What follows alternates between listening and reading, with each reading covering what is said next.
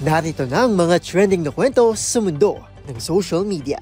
Pagsunod ng aso sa utos ng kanyang fur mom na hinaan ng kanyang pagtahol, kinaaliwan ng netizens. Identical triplets mula Zamboanga, Sibugay. Sabay-sabay na nagtapos bilang magna cum laude sa kursong Business Administration. TikTok influencer na si Archie Larga, isinama sa concert ang driver ng nirentang sasakyan, pinusuan ng netizens. Instagram label ni Pasig City Mayor Vico Soto. Viral. Customer na nagpahayag ng pagkadismaya sa isang sikat na coffee shop dahil sa maling pangalan sa kanyang order. Umani ng samot-saring reaksyon. Ligaw na elepante, nilooban ng isang grocery store sa Thailand.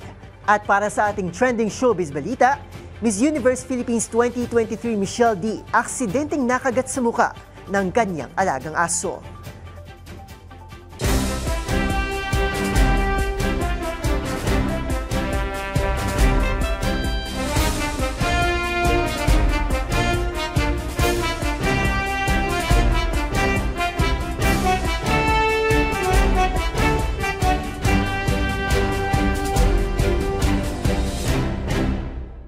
Iba't ibang mga nagva-viral na kwento na naman ang ating pag-uusapan. Mga trending sa social media na tiyak hindi lang nakakaaliw, kundi maring kapulutan din ng aral at kung minsan ay makabagbag damdamin din. Kasama ang buong person ng DZRH TV, ito ang TNVS, Trending and Viral Show. Nakahandang kumpletuhin ang buong kwento. Masaya, malungkot o isyung pangbayan man yan. Sagot na namin ang inyong tanghalian. Ako po ang inyong lingkod, Arnold Herrera ng DZRH TV, una sa Pilipinas, una sa Pilipino.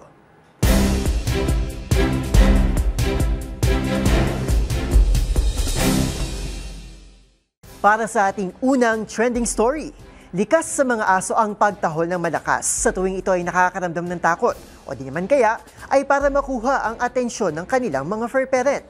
Kaya naman ganun na lamang ang aliw na hatid sa mga netizen ng utusan ng fur mom na ito, ang kanyang aso na hinaan ng pagtahol na kanya rin namang sinunod.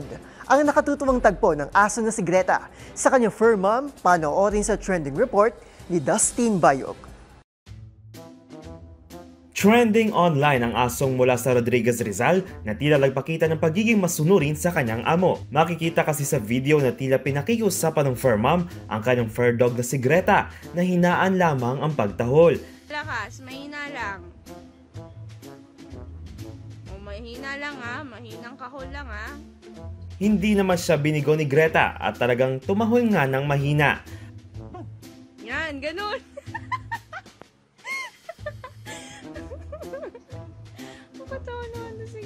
Ang video na yan sa TikTok ay nagpalakas naman sa pagpuso ng maraming netizens na sa isang araw pa lamang ay mayroon na agad halos 1 million views na mayroong higit 82,000 hearts. Nilaro rin ng netizens ang video sa kanilang mga comments. Tulad ng isang ito na kung makagat daw ng amo ay dapat mahina rin ng sigaw. Habang ang isa naman ay tila isusumbong daw sa Paw Patrol dahil nalimitahan ng freedom of speech ni Greta. Marami ang nilaro pero mas maraming netizens ang nakyutan at patunay na si Greta ay isang good dog.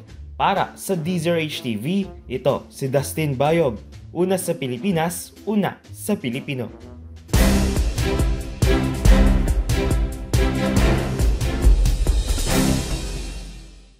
Para sa ating next viral story, kamakailan lang ay graduate ang triplets na sina Maylee, Kiel at McCanna Young sa Amerika na nagtapos ng summa cum laude sa iisang kurso.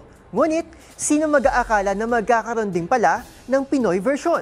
Isang identical triplets din kasi mula Zamboanga, Sibugay ang nagtapos ng kolehiyo bilang magna cum laude sa kursong Business Administration. Kilalanin ng Dangaton Sisters sa trending report ni James Galange. Triple ang sipag, triple ang tiyaga at triple ang tagumpay. Yan ang pinatunayan na identical triplets na ito mula sa Zamboanga, Sibugay na sina Eva, Lori at Senya Dangaton nang sabay-sabay itong magtapos sa Jose Rizal Memorial State University Tampilisan Campus bilang magna cum laude sa kursong Business Administration Major in Financial Management. Pagbabahagi ng magkakapatid, prinsipyo nila raw nila na walang may iwan kung saan tulong-tulong sila kapag may nahihirapan sa kanilang journey sa kolehiyo.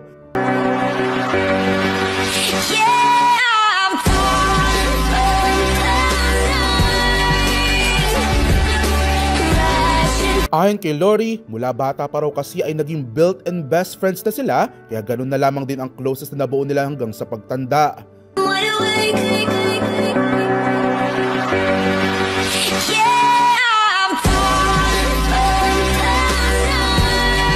Nasanay na rin daw sila sa support system na kanilang nabuo na ayon pa kay Lori ay hindi mo mararamdaman na ikaw ay mag-isa. Samantala, naging pasakit din sa magkakapatid ang limitadong resources mula sa kanilang magulang gayong tatlo silang sabay-sabay na pinag-aaral.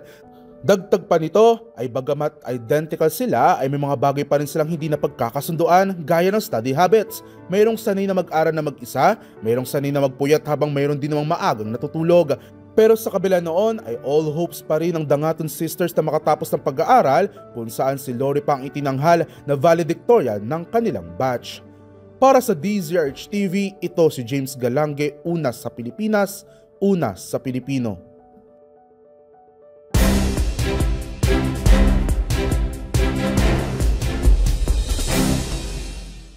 Sa ating next trending story, when influencer is influencing right.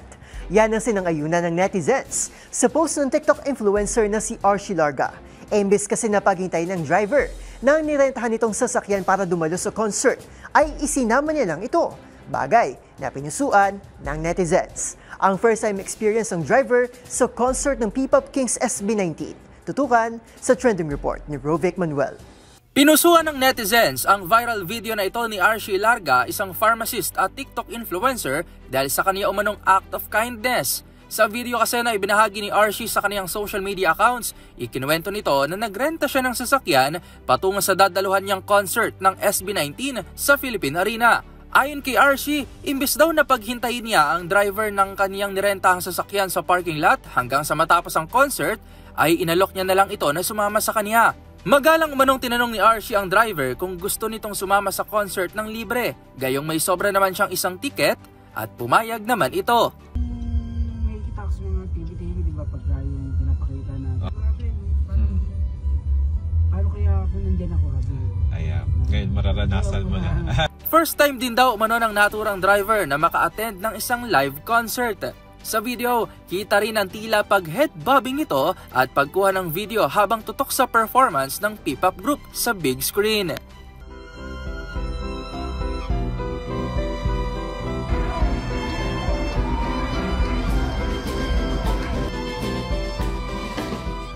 Ayon kay Archie, palagi itong nagvi-video at sinesend sa kaniyang anak dahil never pa daw itong nakanood ng concert. Nang matapos ang naturang concert, sinabi ng driver na naging emosyonal umano siya habang pinakikinggan ang kantang Mapa. Ano sir? Ano? Naiyak ka sa Mapa? Naiyak ako, sabi ko. Naiyak ako, hindi ko tatago. Naiyak ako kasi mahirap mawalan talaga ng nagmamahal. Ayon sa driver, masaya itong nakapanood ng live concert at makarating sa isa sa pinakamalaking indoor arena sa Pilipinas. Philippine Arena pa pinakamalaking stadium ng Pilipinas. Baka kasi hindi naman ako bata pa na. Hindi ko ipakita pero masaya ako. Ako yung siyempre kasi yung makita ko punong-puno, sabi ko, deserve din ng SB19 na mapuno to. Ang posted video ni Archie mayroon na ngayong halos 800,000 views sa Facebook at halos 900,000 views naman sa TikTok. Naantig naman ang ilang netizens sa ibinahaging ito ni Archie at maging ang ilang miyembro nga ng SB19 tulad ni Justin ay nirepost ito at si Stel naman ay nag-iwan pa ng comment kay Archie. Para sa DZRH TV, ito si Rovic Manuel, una sa Pilipinas, una sa Pilipino.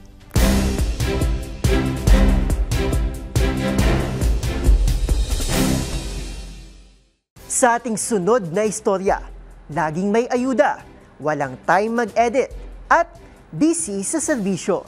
Yan lamang ang ilan sa mga nakakaaliw na komento ng mga netizen nang maispatan ang kakaibang Instagram label ni Pasig City Mayor Vico Soto. Marami kasi ang nagtaka, naaliw at nagbigay ng kani-kanilang teorya sa kung bakit grocery store ang nakalagay dito. Para sa detalye, narito ang trending report ni Millie Borja. Nakakuha muli ng atensyon ng Instagram profile ni Pasig City Mayor Vico Soto matapos itampok ng Facebook page na We Are Millennials ang kanyang kakaibang account label na Grocery Store. Sa post nito, pabirong tinanong ng page ang taga-Pasig kung bakit grocery store ang label ng Instagram ng alkalde. Kaagad itong nagpakalat ng alis sa social media na may mahigit 6,000 reaction, 85 comments at mahigit 150 shares. May ilang nagbigay ng kani-kanilang sariling theory. Ani ng isang Facebook user dahil parang grocery daw ang serbisyo ni Vico na bukas para sa lahat. Habang komento naman ng isang ito, supermarket para sa masa, convenience store, 24/7 pwedeng lapitan. At sabi pa ng isa, lagi daw may grocery pack na pinamimigay. May isa namang nagsabi na posibleng walang oras mag-edit ang alkalde. Siguro, nung ginawa ang account, kung ano na lang ang napindot. Una nang napansin ng label na ito taong 2022. Sa X na dating Twitter, nakalagay naman ang event venue bilang category ng kanyang account.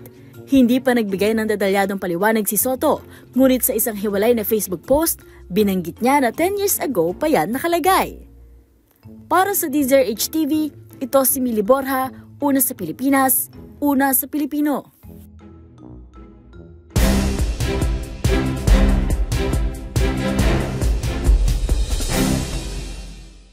Sa susunod na trending balita, bumuhos ang iba't ibang reaksyon sa viral post ng isang customer na dismayadong inihayag ang kanyang karanasan sa isang sikat na coffee shop. Hindi kasi nito ikinatuwa ng magkamali ang barista sa kanyang order dahilan para hindi niya ito i-claim. Ano nga kaya ang reklamo ng loyal customer na ito? Ang buong kwento sa report ni Rose Babiera.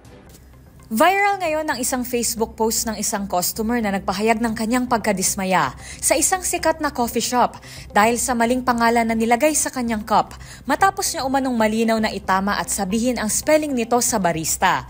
Sa nasabing post ng nagngangalang JP, binanggit nito na siya ay maituturing na loyal customer ng coffee house. Ito raw ang kanyang go-to place kung saan siya nagre-relax, nagbabasa at nagtatrabaho habang nagkakape. Ngunit, dumating ang araw, ang unang pagkakataon na umalis siya sa coffee shop na dismayado. Kwento kasi niya, ng oras na niyang umorder. Matapos sabihin ang mga nais bilhin gaya ng nakasanayan, tinanong ng barista ang pangalan niya na ilalagay sa cup. Sinabi niya ito, ngunit matapos magsulat ang staff sa counter, nakita niya raw na Jade ang nakasulat at hindi ang pangalang JP. Kaya naman kinuha niya ang atensyon ng barista upang itama ito at malinaw na iniisa-isa pa ang spelling ng pangalan, J para sa Juliet at P kagaya ng Papa Anya. Ngunit, matapos ang ilang minuto habang inaantay ang order, narinig ni JP ang isang tawag mula sa isang barista na sinisigaw ang mga letrang JC na may kapareho niyang order. Una, naisip ng binata na kaparehas lang niya ito ng hilig na kape. Ngunit maya-maya, dinagdag pa nito ang pastry na siya ring order niya. Dito na napagtanto ni JP na siya ang tinutukoy at tinatawag ng barista na JC. Nakaramdam siya ng pagkadismaya mula rito at walang atubili. Umalis na lamang ang binata na hindi kiniklaim ang kanyang order. Sa huli ikapan nito na sa araw na iyon, nawalan ng loyal customer ang coffee shop. Halo-halo naman ang naging reaksyon ng mga netizen dito. Marami ang nagbahagi ng parehong karanasan na mali rin ang pangalan o spelling nito na naisulat sa kanilang mga cup. Pero sinabing hindi nila ito alintana. Ang iba, tinawag na entitled si JP at sinabing matampuhin naman daw ito.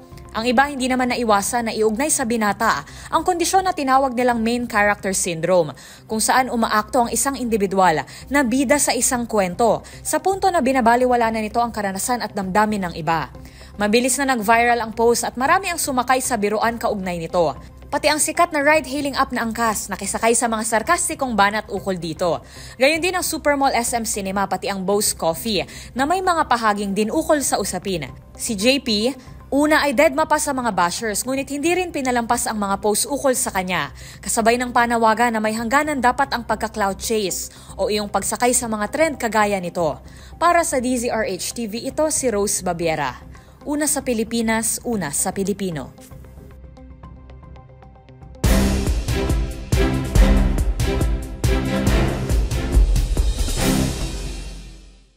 Sa ating next trending story, nagpulasan ng mga customer ng isang grocery store sa bansang Thailand matapos itong looban na isang cute pero dambuhalang customer, isang elepante.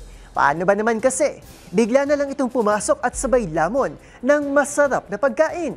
Eksenang umabot pa ng higit 10 minuto.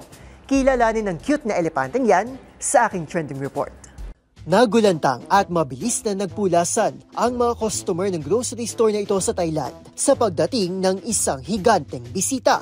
Kuha nitong ika-2 ng Hunyo alas 3 ng hapon. Ang bisita, ang ligaw na elepante. Nagdire-diretso sa loob ng gusali at pinunterya ang masasarap na pagkain sa snack aisle ng grocery. Kita sa mga larawang nagkalat sa social media kung paanong ipinagsiksikan ng elepante ang kanyang higanteng katawan sa loob ng maliit na tindahan.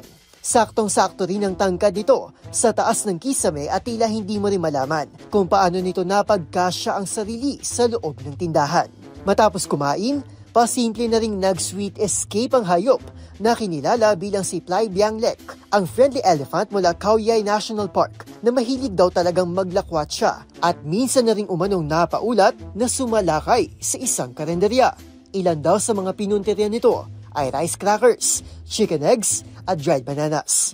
Umabot naman sa higit 1,000 baht o nasa 2,000 pesos ang pinsalang iniwan ng naturang insidente. Talamak sa naturang lugar ang mga ligaw na elepante na lumalabas mula sa protected areas para humanap ng pagkain. Para sa DZRH TV, ito si Arnold Herrera. Una sa Pilipinas, una sa Pilipino.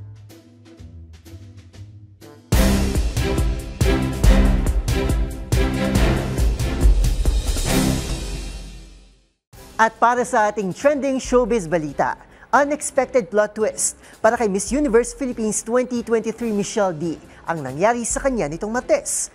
Ang actress beauty queen kasi, aksidenteng nakagat sa muka ng kanyang alagang aso. Kasunod niyan, may paalala naman si MMD sa mga kapwa niya, pet owner. Narito ang report ni Showbiz Angel. Aksidenteng nakagat ng kanyang alagang aso si Miss Universe Philippines 2023 Michelle Marquez D.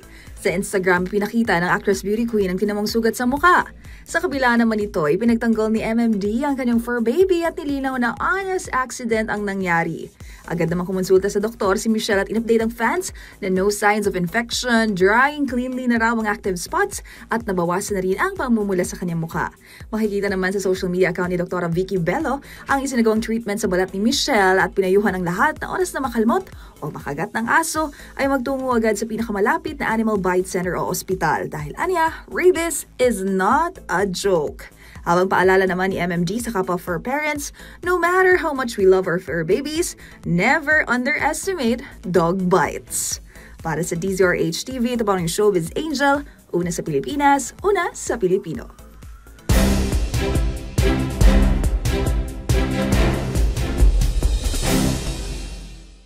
At yan ang mga kwentong kinagiliwan, pinusuan at gumawa ng ingay sa social media.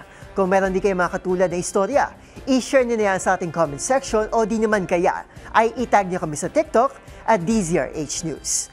Magkita-kita tayo muli bukas para muling himayin, tuklasin at buuin ang mga detalye. Para kapag nakita mo ang viral video na may nag-share, ikaw na mismo ang magdaragdag ng mga impormasyong nalaman mo sa TNVS, Trending and Viral Show. Mula sa kauna-unahan sa Pilipinas, DZRH, ako po si Arnold Herrera. Una sa Pilipinas, una sa Pilipino.